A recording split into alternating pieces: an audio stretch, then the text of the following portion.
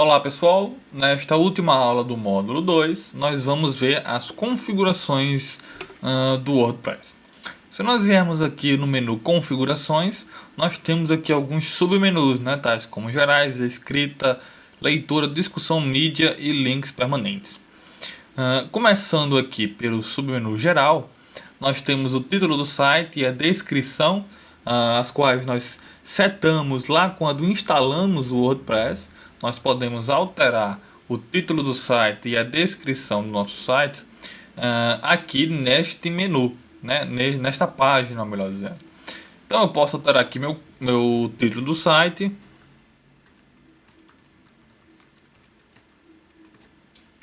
E a minha descrição também. Logo abaixo nós temos aqui o endereço do WordPress, a URL do nosso site. O WordPress ele sempre trabalha com caminhos absolutos. Então toda vez que ele for incluir um estilo, toda vez que ele for incluir um script, ele vai utilizar essa URL base que nós temos aqui. Então cuidado, só alterem essas URLs se você souber o que você está fazendo. Aqui é o endereço do administrador, certo? Inclusive aqui eu errei o meu e-mail. Vou colocar aqui o meu e-mail. Eu posso, por exemplo, ativar se qualquer pessoa pode se registrar. E se qualquer pessoa puder se registrar no WordPress, qual vai ser a função padrão desse novo usuário? Logicamente você não vai querer que seja administrador, você vai querer que seja no máximo um assinante, certo? Que ele só tem poder para receber as atualizações feitas no blog. O fuso horário, no meu caso o fuso horário é UTC-3. O formato de data, por padrão, o WordPress exibe nesse formato 15, né, dia, ID, mês e o ano. Podemos utilizar esses outros formatos aqui que o WordPress já traz, ou podemos usar um personalizado. E para isso nós temos que saber como utilizar o formato aqui, né, que o WordPress reconhece, né? Tem uma documentação aqui sobre a formatação de data e de hora que vocês podem consultar se vocês quiserem criar uma exibição de uma data personalizada. Formato de hora, 24 horas ou 12 horas, e também formato personalizado. Semana começa em que dia, é possível setar também, certo? E basicamente nas configurações gerais são essas configurações que nós temos. Em escrita nós temos aquela questão das categorias de post, nós já vimos inclusive o formato padrão de post, que são aqueles formatos de post, né, post formats. Por padrão ele está sem nenhum formato de post, que é justamente o padrão. E aqui ele tem algumas configurações de publicação de conteúdo via e-mail, certo? Eu não vou abordar isso, vocês podem buscar fontes alternativas se vocês tiverem interesse em publicar no WordPress via e-mail. Aqui em leitura nós temos algumas configurações interessantes. Nós podemos configurar, e isso aqui também vai depender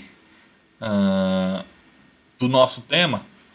Por exemplo, se a página inicial estiver configurada para seus posts recentes, então você vai estar carregando o arquivo index.php por padrão.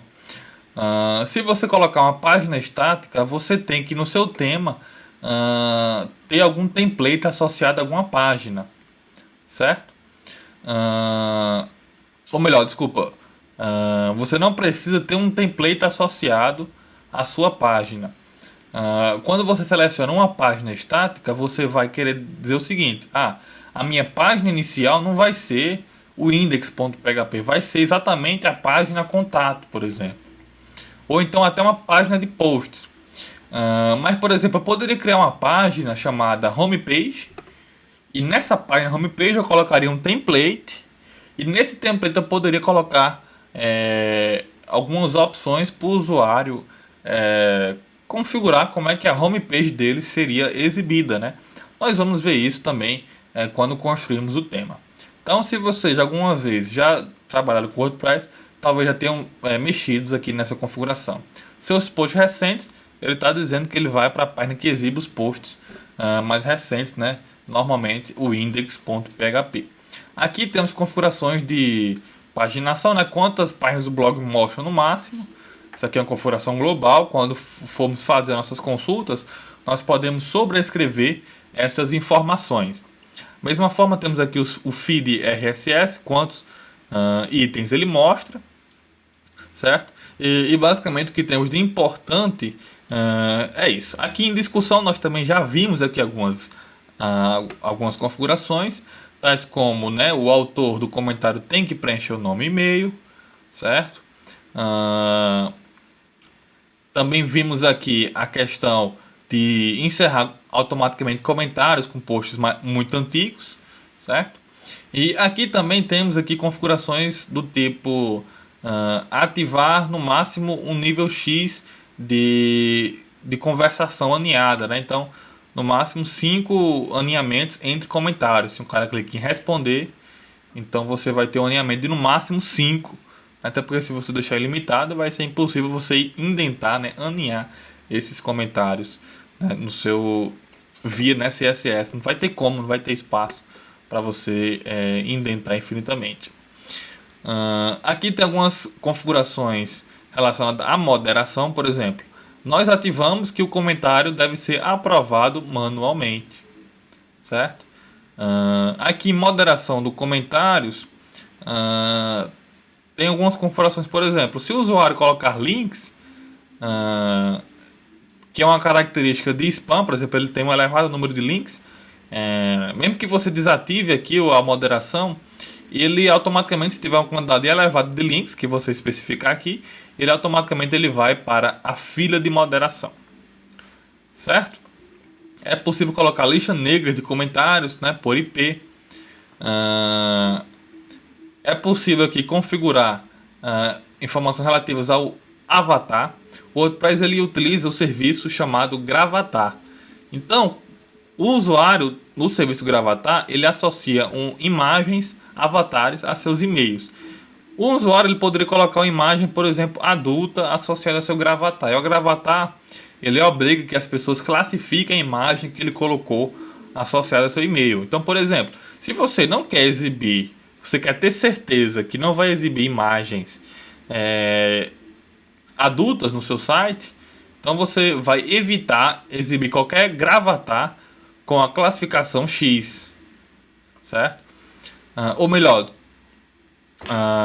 aqui eu inverti as coisas, né? Se eu marcar o X, ele vai exibir até essa classificação.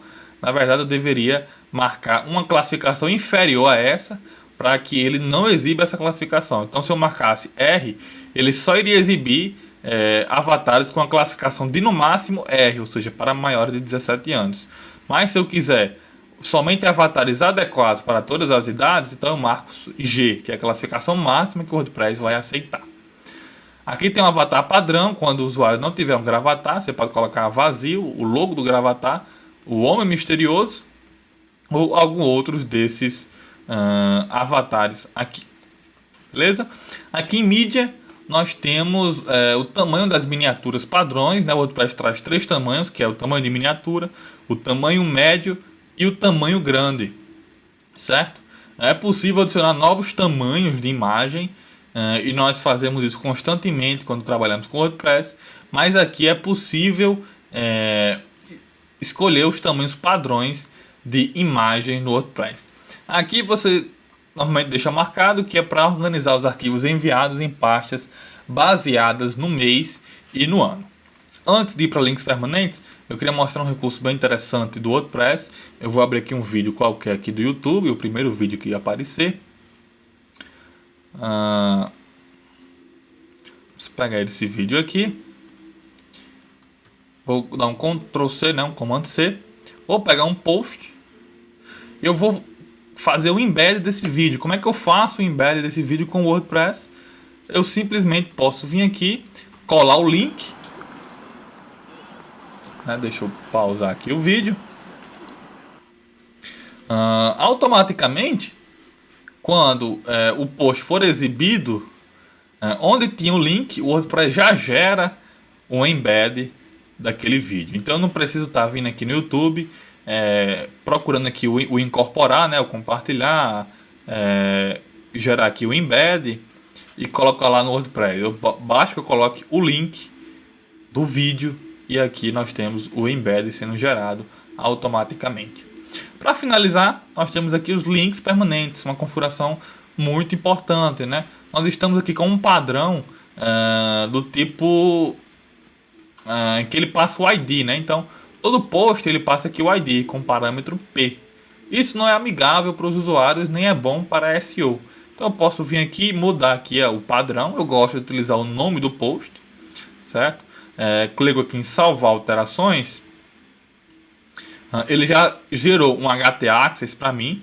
Como eu dei as permissões, o WordPress conseguiu escrever. Então, se você não tiver as permissões, ele mostra uma mensagem e pede para você criar um arquivo com o conteúdo que ele mostra, certo? Mas, no meu caso, como eu dei as permissões, ele já criou automaticamente o arquivo htaccess. Então, eu vou acessar aqui este é meu primeiro post. E olha como é que ficou a URL. Ficou a URL amigável, né? Este é o meu primeiro post. Isso aqui é o slug do post. Beleza? Então, basicamente é isso que nós temos aqui de configurações gerais. Algumas coisas nós só vamos ver à medida que formos trabalhando com o WordPress, certo?